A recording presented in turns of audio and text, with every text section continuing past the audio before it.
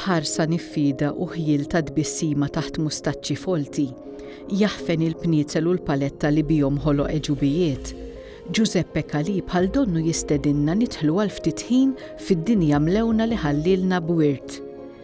Dinja li nitaxqu biha kull meta nkunu f'xi knisja u nollu ħarsitna lejn xi kopla mpitra minnu. Jew meta jkollna x-xorti naraw biċċa xogħol minn tiegħu f'xi kollezzjoni privata. Dan l-artist prolifiku li jgħix bejn l-1846 u l-1930 u li jitqies bħala wieħed mill-aqwa artisti ta' pajjiżna, mhux biss bit-termijiet ta' xogħlijiet, iżda kien ukoll għalliem tal-arti. B'hekk l-influwenza tiegħu imxiet għal artisti kbar oħra li bħala studenti tħarġu taħt idejh. Għalkemm baqa' jissemma l-aktar għall-arti sagra li ħallilna fil-knejjes, il-bravura ta' Calì toħroġ ukoll fi frieji artistiċi oħra, bħal ritratti ta' personaġġi, veduti u pitturi b'suġġetti allegoriċi u storiċi.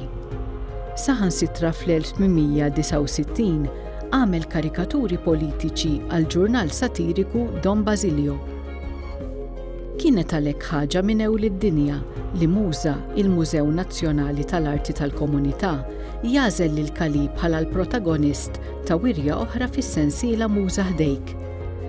Infassla blan li tressaq l-arti tal-kollezzjoni nazzjonali u xogħlijiet oħra eqreb lejn il-komunità biex narfu aħjar minn aħna bħala poplu, Muża ħdejk ġarret lil Calì f'erba' lokalitajiet li għandhom rabta miegħu.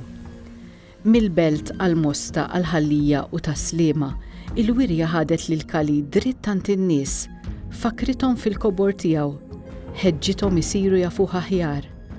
U n-nies ma qagħdux lura, lil Calì laqgħuh f'nofshom u ħadnuh bħala wieħed ta' ġewwa. Forsi għax l-arti lingwa bla kliem li jifhmuha n-nies tad-dinja kollha, fejn il-ħsus jitqanqlu bl-ilwien u l-forom, u l-istejjer jiġu rakkontati bl-istampi, jgħaddi kemm jgħaddi żmien minn fuqhom. Bħal Calì kien hemm u se jkun hemm artisti kbar oħra li ma jistennewx li n-nies iżuruhom imma jaqbżu qabża s'għandhom huma stess. Dan hu l-mod kif Heritage Malta tkompli twettaq bil-provi l-missjoni tagħha ta' aċċessibilità. Dan hu l-mod kif il-wirt nazzjonali jkun tassew parti minnha.